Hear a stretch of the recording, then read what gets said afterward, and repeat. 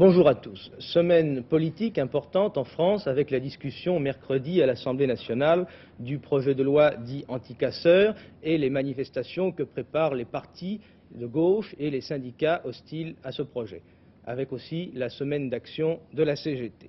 À l'étranger, c'est toujours l'Asie qui tient la vedette, avec bien sûr le satellite chinois, mais aussi avec une conférence au sommet qui vient de réunir autour du prince Norodom Sihanouk, ancien chef d'État cambodgien, les chefs des gouvernements et des mouvements révolutionnaires de toute l'ancienne Indochine. Et puis, pour nous qui vivons dans nos régions dites tempérées, ce printemps continue d'offrir un sujet d'étonnement et de conversation. C'est le mauvais temps, le printemps pourri. Il a fait tout juste 6 degrés ce matin dans la région parisienne. Dans l'Est, la végétation a 3 semaines de retard. Il a gelé cette nuit encore dans les régions de Metz et de Nancy. Et puis surtout, il continue de neiger en montagne au-dessus de 1000 mètres. Et dans les Alpes, ces nouvelles chutes de neige risquent d'avoir des conséquences catastrophiques. Le mauvais temps, avec son cortège d'avalanches et de glissements de terrain, continue ses ravages en France. L'on a même vu de la neige en Auvergne cette nuit, où 2 cols ont été fermés, ceux de la croix Saint-Robert et de la croix Morand. La situation est encore beaucoup plus préoccupante au village de Bochet, en Savoie, où des infiltrations d'eau ont considérablement aggravé une situation vieille de plusieurs années. Une coulée de boue menace le village qui n'a pas encore été évacué.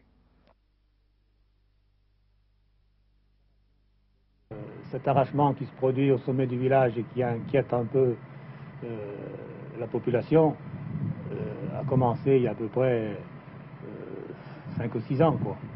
Nous avions, nous, au conseil municipal, déjà fait quelques travaux de protection pour éviter que ce glissement de terrain dévale jusque sur le village. Mais actuellement, tous les travaux qui ont été faits ont déjà été dépassés.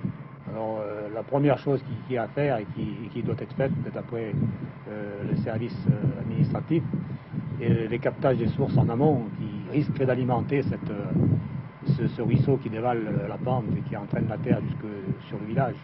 En plus de tous ces travaux de protection, je crois que la première urgence serait d'obliger ces industriels à capter ces fumées nocives qui détruisent tout, quoi. Parce que rien ne sert de reboiser si on ne fait rien de ce côté-là. Ce mauvais temps n'a guère permis, bien sûr, de se rendre compte de l'efficacité de la première expérience de limitation de vitesse à 110 km/h sur 6000 km de route, car la pluie, bien sûr, s'est chargée d'obliger les conducteurs à lever le pied. Mais il y a tout de même eu 60 morts pendant ce week-end sur les routes. Parmi les promeneurs du dimanche, un couple célèbre qui a pourtant réussi à passer presque inaperçu, le général de Gaulle et Madame de Gaulle.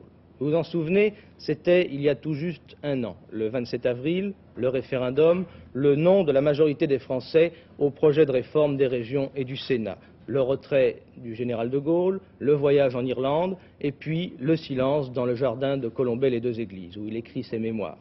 Hier, monsieur et madame de Gaulle ont fait une promenade de 400 km en voiture à travers la Bourgogne, d'Auxerre à Vézelay, en passant par Avallon. Ils ont même pique-niqué dans un chemin creux. Ils ont tenté, bien sûr, d'échapper aux photographes. C'est même peut-être pour cela que le général de Gaulle avait choisi de quitter Colombey. Mais le voici au cours de cette promenade, tel qu'il a été surpris par un photographe de notre confrère François. Les casseurs, ils ont fait parler d'eux hier à Paris, où un petit commando a tenté d'incendier un immeuble de la rue d'Anguin, où sont imprimés 2 journaux parisiens, Le Parisien libéré et La Nation, organe de l'UDR. L'intervention de la police a limité les dégâts, mais 10 jeunes gens ont été arrêtés. Ils appartiennent tous, semble-t-il, à un mouvement appelé Gauche prolétarienne et ils seraient inscrits pour la plupart aux facultés de Vincennes ou de Nanterre. D'autre part, à Roanne, le député UDR Alain Ternoir a trouvé les pneus de sa voiture crevés dimanche matin en sortant de chez lui. Ces initiatives de casseurs sont assez mal accueillies ce matin, aussi bien par les communistes que par les gaullistes. Ainsi, l'éditorialiste de l'Humanité, René Andrieux, trouve que l'attentat contre les journaux parisiens tombe bien ou bien mal à point à quelques jours du débat à l'Assemblée nationale sur le projet de loi anti-casseurs, et notre confrère de l'Humanité se demande s'il ne s'agit pas d'une provocation destinée à justifier des mesures de répression. A l'inverse, bien sûr, la section UDR de Roanne s'étonne que certaines organisations politiques et syndicales tentent de s'opposer à ce projet de loi qui doit aboutir à faire payer les casseurs. Les adversaires de ce projet ont d'ailleurs reçu hier un renfort nouveau, celui du syndicat Force ouvrière, qui jusqu'à présent ne s'était pas associé aux manifestations des partis de gauche, mais qui hier s'est déclaré hostile à toute loi dite d'exception. La grève des éboueurs va peut-être se terminer, les ordures vont peut-être donc disparaître des trottoirs de Paris. Les délégations des syndicats d'éboueurs ont été reçues ce matin par le préfet de Paris et ils ont jugé ces propositions positives. Donc, à partir de demain matin, normalement, les ordures devraient commencer à disparaître. À l'étranger, je vous l'ai dit, c'est d'abord l'Asie. Presque tous les journaux occidentaux sont d'accord ce matin pour considérer que le lancement du satellite chinois devrait amener au moins les États-Unis à reconsidérer leur attitude vis-à-vis de la Chine. En fait, c'est encore une fois le problème de l'admission de la Chine aux Nations Unies qui se trouve ainsi posé. Apparemment, au Cambodge, cependant, la situation ne cesse de s'aggraver. Le général Lon Nol attend toujours la réponse du président Nixon à sa demande d'aide militaire massive, mais Nixon réfléchit et apparemment il se demande ce qu'il doit faire. Pourtant, il y a un nouvel événement qui va peut-être faire cesser ses hésitations. En effet, on a annoncé ce matin à Hanoï qu'une rencontre au sommet entre l'ancien chef d'État Norodom Sihanouk et les chefs des gouvernements ou des mouvements révolutionnaires de toute l'ancienne Indochine avait eu lieu pendant le week-end et que tous ces révolutionnaires s'étaient mis d'accord pour conclure une sorte de pacte d'assistance mutuelle dont le premier objectif serait de permettre au prince Norodom Sihanouk de reconquérir le pouvoir. Et pendant ce temps-là, les combats continuent au Cambodge. Les combats continuent et les forces gouvernementales khmères retrouvent un certain mordant. Elles ont repris dimanche un important carrefour routier à une cinquantaine de kilomètres de Phnom Penh et sur ces images, les troupes cambodgiennes donnent l'assaut à la ville de Saang, d'où elles délogent des éléments Viet Cong qui étaient retranchés dans la localité depuis 4 jours.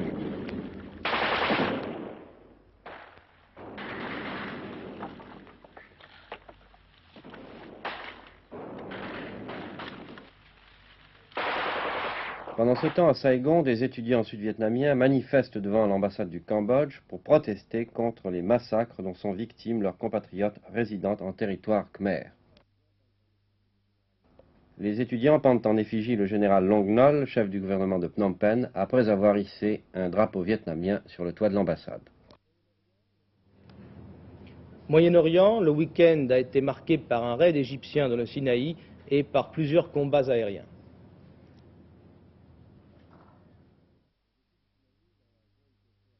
Au-dessus du Sinaï, dans la zone côtière d'El Arish, l'aviation israélienne a abattu samedi 2 avions à réaction égyptiens Ilyushin 28 qui rentraient d'une mission de bombardement.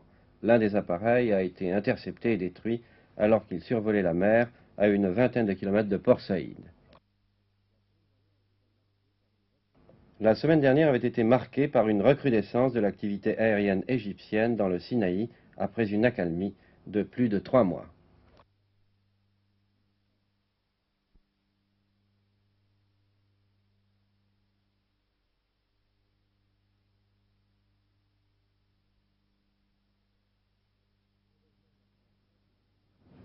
Nous revenons maintenant en France avec une actualité plus souriante. Vous savez que chaque lundi, Jacqueline Alexandre a l'habitude de vous proposer une recette de cuisine. Eh bien, cette semaine, elle a préféré vous emmener en visite à la Foire de Paris qui a ouvert ses portes samedi. Mais elle n'a pas complètement abandonné la gastronomie. En effet, à la Foire de Paris, on peut déguster d'excellentes spécialités régionales.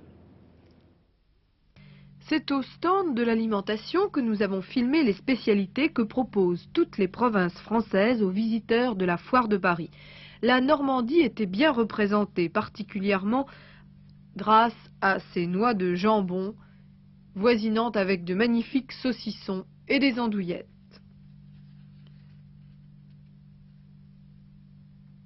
D'alléchantes terrines et autres bons morceaux. La Savoie ne manque pas de spécialité, du croque-monsieur à la tarte aux myrtilles bien connue. Grâce aux ostréiculteurs du bassin d'Arcachon, vous pourrez maintenant déguster des huîtres toute l'année. Fini les mois en R, chaque mois est un mois à huîtres. Le nom de celle-ci, les Creuses d'Arcachon.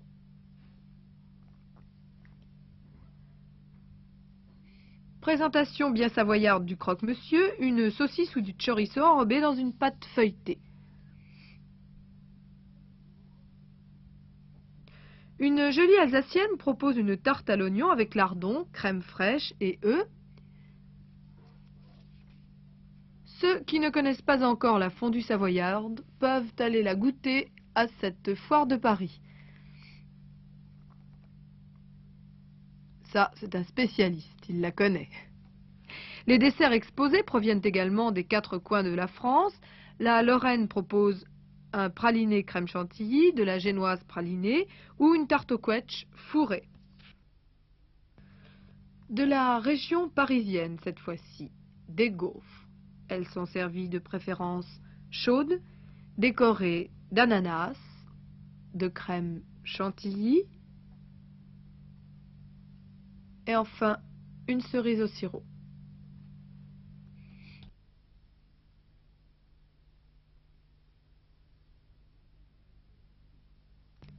Des macarons de la Brie, fabriqués sur le stand même.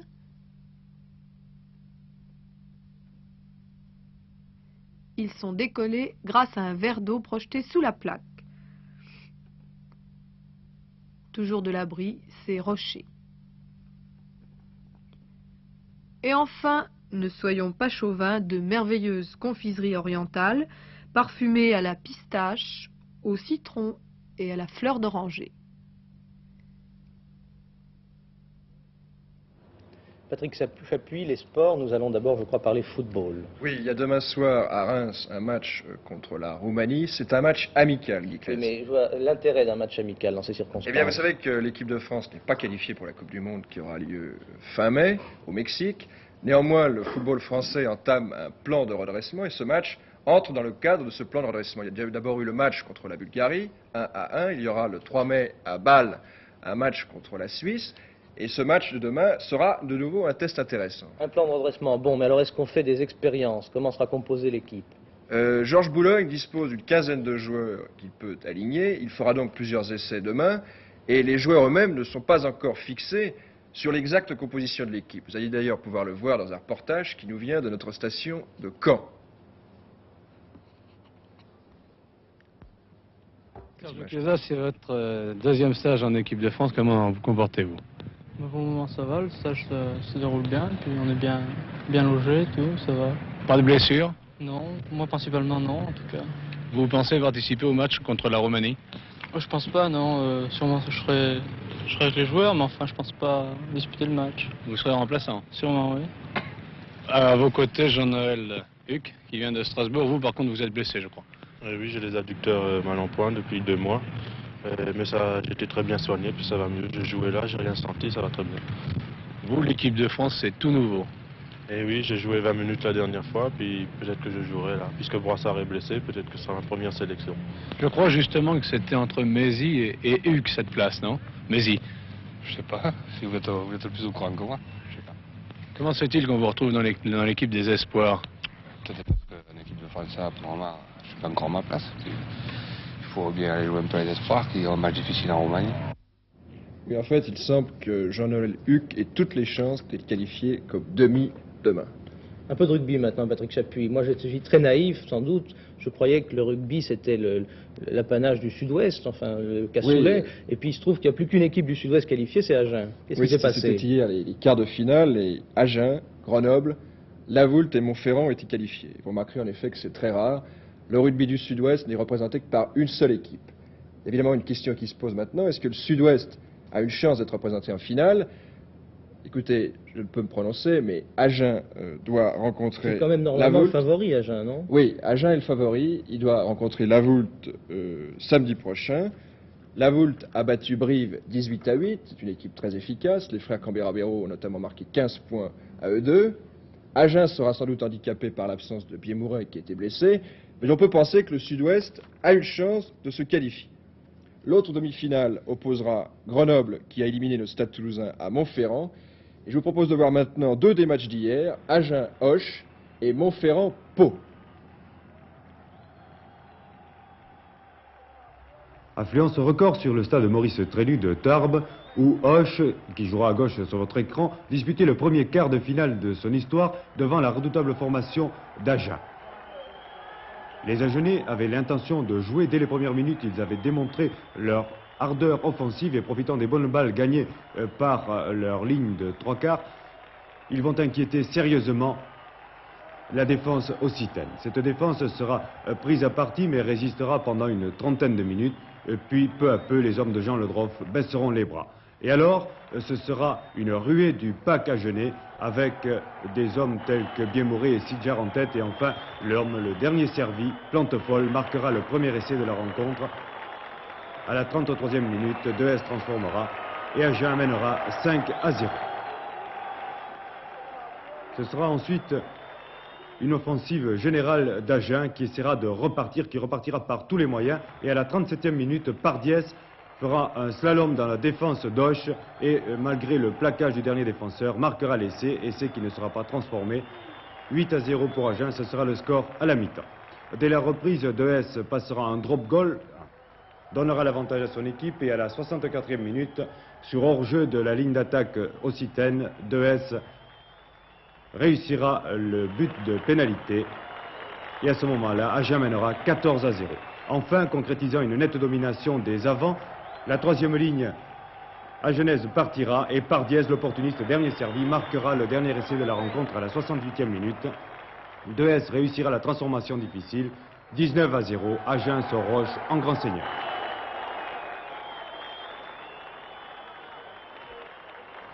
Voici le quart de finale certainement le plus disputé du championnat de France de rugby. Il se déroulait à Agen devant un public considérable et il opposait Montferrand qui se trouve à gauche sur votre écran et reconnaissable à sa culotte noire à la section paloise entraînée par François Monclat, Pau qui opère en maillot tout blanc. Et il faut dire que les défenses étaient des deux côtés très acharnées, si bien qu'en début de match ce sont les buteurs qui ont eu la parole et c'est ainsi que nous allons avoir de chaque côté 2 buts de pénalité marqués par Pinault, en voici un pour le compte de Montferrand et par le célèbre demi-ouverture Olé, le palois, à la botte si précise. Voici Olé dans ses œuvres, donc nous nous retrouverons à 3-3 d'abord, à 6-6 ensuite, après la réussite de ces pénalités. Et puis Montferrand qui profite du vent va attaquer par ses puissants avants, et ici c'est Rougerie qui marque un essai très précieux pour la S montferrandaise, d'autant plus qu'avec la transformation de Pinault, Montferrand mène à ce moment-là par 11-6.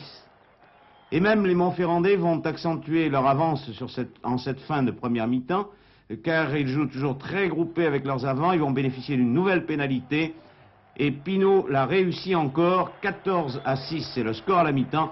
En deuxième mi-temps, alors que Pau à son tour va bénéficier de l'avantage du vent, Montferrand ne marquera plus rien et c'est le match poursuite avec le puissant Paparambord ici qui s'échappe pour la section paloise. On croit un instant que l'essai va être marqué, mais non. Mais sur cette mêlée à 2 mètres, vous voyez la puissance du pack palois qui enfonce les avants de Montferrand et qui marque cet essai collectif transformé par Olé. Mais 14-11, ce sera trop juste pour Pau et Montferrand assure sa qualification. Oui, il s'agissait d'un reportage de notre station de Bordeaux. Je vais vous signaler ce soir un match assez insolite, un match de boxe au Palais des Sports. L'exotisme sera sur le ring puisque Robert Gallois sera opposé à un Japonais du nom de Muneo Mizoguchi. Mais je crois que France Guérité va nous parler maintenant d'un sport un peu particulier.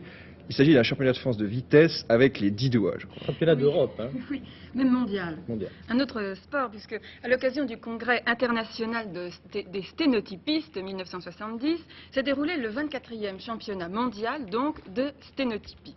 Vous allez voir ces candidates qui ont accompli des performances aussi étonnantes que douloureuses.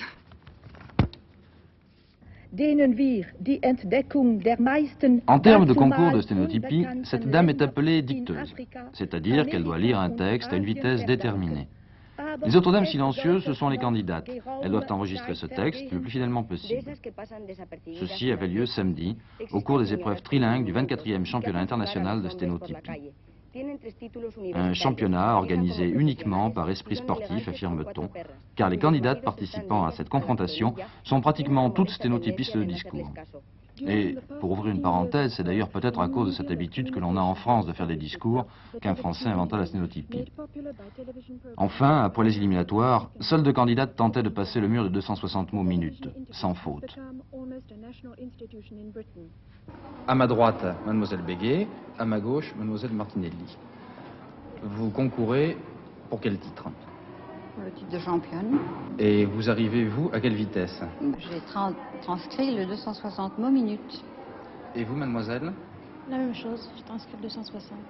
Parmi les critères qui permettent de reconnaître un chef aujourd'hui, on peut citer celui de la réussite exceptionnelle et inexplicable dans le domaine humain, celui de l'exploit sportif ou simplement d'ordre moral. Un autre signe de l'autorité et de prestige sera la solitude. Le chef est celui qui s'isole et qui est insaisissable pour les autres et qui échappe à toute analyse. Mais on assiste aujourd'hui au transfert de ce caractère sacré. Quant à la tenante du titre mondial, mise hors concours, elle a atteint le score de 280 mots minutes. Peut-être, à ce rythme-là, convient-il mieux d'admirer le véritable phénomène oral que doit être la dicteuse. Les hommes qui ont pu avoir la chance de n'être pourvus d'une fortune ou encore de bénéficier d'une tradition de culture reçoivent par là même une certaine mission. Ainsi, l'aisance matérielle et le niveau de culture la candidature aux diverses...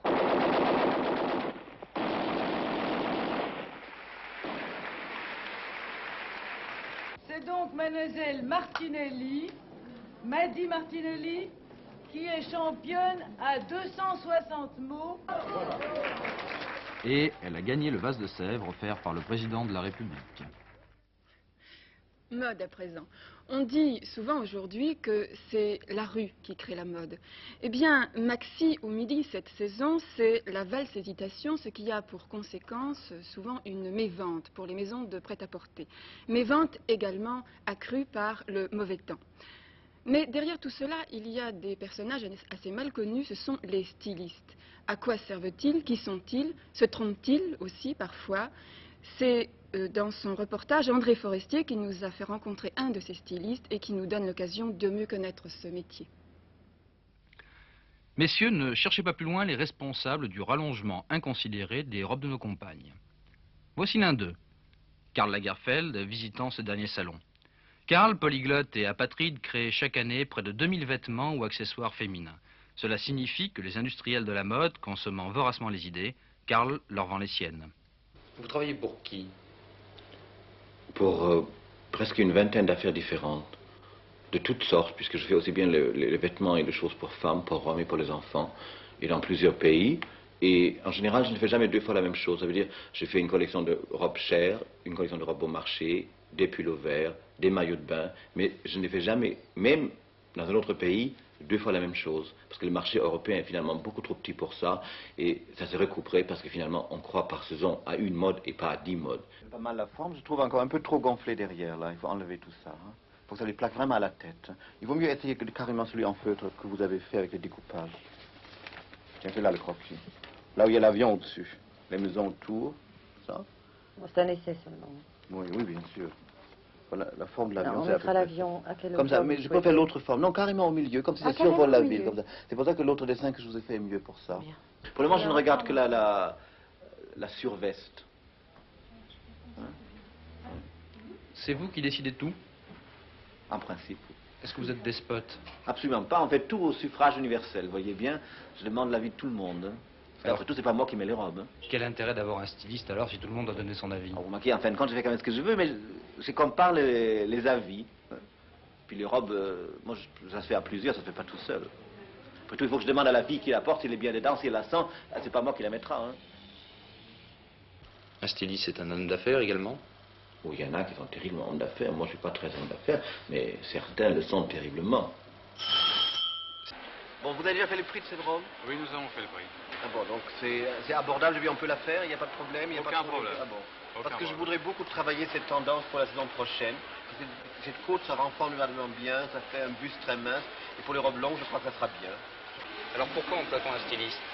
On emploie un styliste justement pour discerner les grandes tendances de fond et répondre exactement à la demande du consommateur dans un an, puisque nous travaillons très tôt d'avance. Et en fin de compte, c'est ça notre problème. C'est de savoir ce qui va se vendre dans un an. Alors, dans votre maison, qu'est-ce qu'amène Karl? Karl amène les idées fondamentales, les idées de base, justement les grands thèmes de la mode qu'il va falloir suivre et qu'il regarde également dans les détails. Je crois qu'il faut dire également c'est que la mode est un tout et qu'un styliste comme Karl, qui est un grand créateur, a besoin de s'exprimer dans différentes techniques. Il a besoin d'avoir des chaussures qui vont avec ses pullovers, qui vont avec les jupes, qui vont avec les pantalons. Donc il a besoin de travailler avec des fabriques tout à fait différentes. Et moi, je sais quand même le total look qu'aura à peu près la mode à venir. Et je crois que c'est de plus en plus important à notre époque. De ne faire qu'une chose dans un coin isolé, sans avoir la moindre idée. Avec quoi ça ira, ça ne veut rien dire. Est-ce que vous pouvez mettre en péril une de ces maisons? Bien sûr, oui, bien sûr. Avec une très mauvaise collection, on peut très bien mettre une maison au bord de la faillite. Mais... C'est arrivé déjà? Non, parlez pas de malheur, jusqu'ici ça m'est pas arrivé. L'argent pour vous, c'est important? Pas plus que pour les autres. C'est-à-dire? Je sais pas, c'est difficile de vivre sans, j'imagine. Vous en gagnez, disons, beaucoup. Par rapport à quoi? Vous avez posé une question de... Tout est relatif, hein. D'accord. Disons aussi que je travaille beaucoup aussi. C'est-à-dire 12 heures par jour facilement, samedi, dimanche y compris. Karl, vous avez débuté très jeune dans le métier, je crois. Oui, j'ai commencé à travailler en quittant l'école, c'est-à-dire à 17 ans. Mais je n'étais pas vraiment professionnel. Je suis vraiment professionnel que finalement que depuis 6 ans. Ça a très bien marché tout de suite? Oui, le côté matériel et tout ça, ça a marché Un dès exemple. l'âge de 17 ans. À 20 ans, vous gagnez combien, par exemple? Je sais pas, 500 000 francs. À 20 ans? Oui, et j'ai jamais fait d'études. Vous croyez qu'un jour, le styliste va remplacer un peu le créateur pour devenir une espèce d'ordinateur et qui va mettre la mode en carte perforée? Non, c'est toujours une idée que nous avons tous d'essayer de bien prévoir et d'essayer d'utiliser tous les moyens modernes qui sont mis à notre disposition.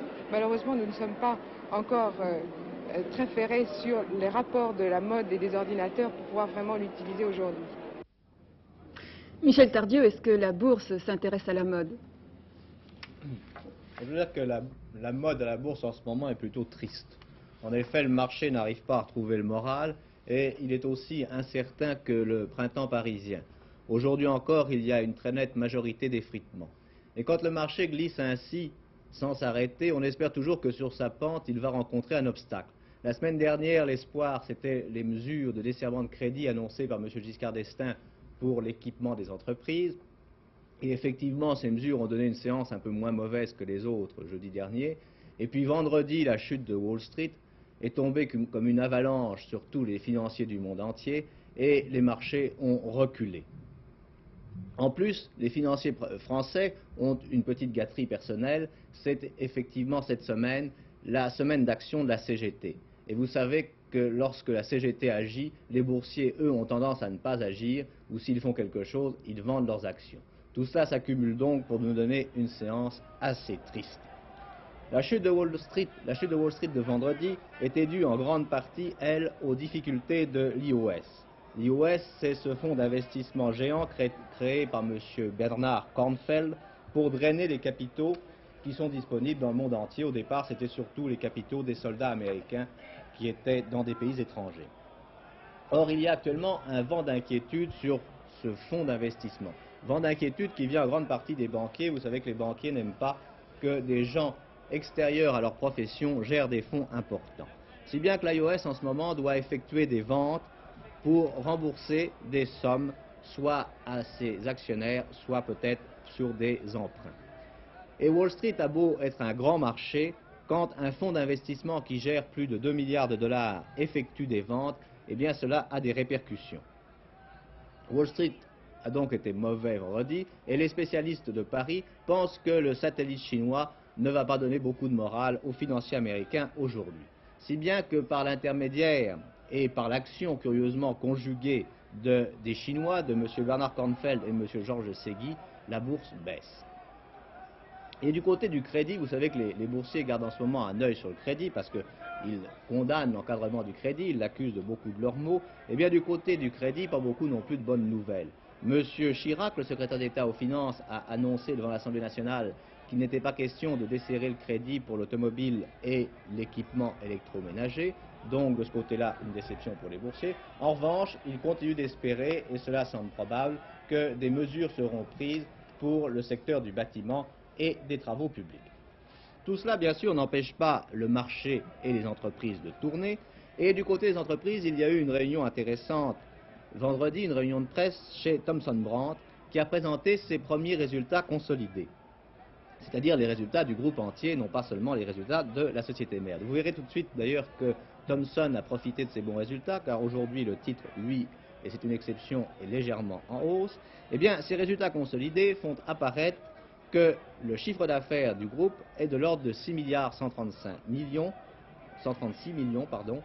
contre 5,129 milliards l'année précédente, soit une progression de 20%. Ce n'est vraiment pas négligeable. Vous voyez, ah bien non, je vous ai annoncé que Thomson était en légère reprise. Je me suis trompé, finalement, Thomson cote 153 contre 157,10. La société mère elle-même a réalisé un bénéfice d'exploitation de 29,9 millions de francs contre 15 millions l'année précédente, et le dividende sera porté de 2,25 francs à 3,50 francs. Et le président de Thomson, M. Paul Richard, qui sait qu'actuellement le marché financier est beaucoup sollicité et que lorsqu'une société annonce une opération financière, eh bien ses cours baissent rapidement, M. Paul Richard a pris les devants, il s'est dépêché d'annoncer que sa société n'avait pas besoin d'argent et qu'elle était assez riche pour faire face à ses besoins d'investissement dans les mois qui viennent. Il n'y aura donc pas d'émission d'actions nouvelles, a dit M. Richard. Parmi les sociétés qui prennent ainsi les devants pour éviter la critique, il faut citer Rhône-Poulenc. Rhône-Poulenc a fait un effort pour rajeunir l'âge de ses administrateurs. Vous savez que le gouvernement veut limiter l'âge des administrateurs et les obliger à prendre une retraite définitive à partir d'un certain seuil. Eh bien, Rhône-Poulenc a décidé que ses administrateurs devraient se retirer à 75 ans.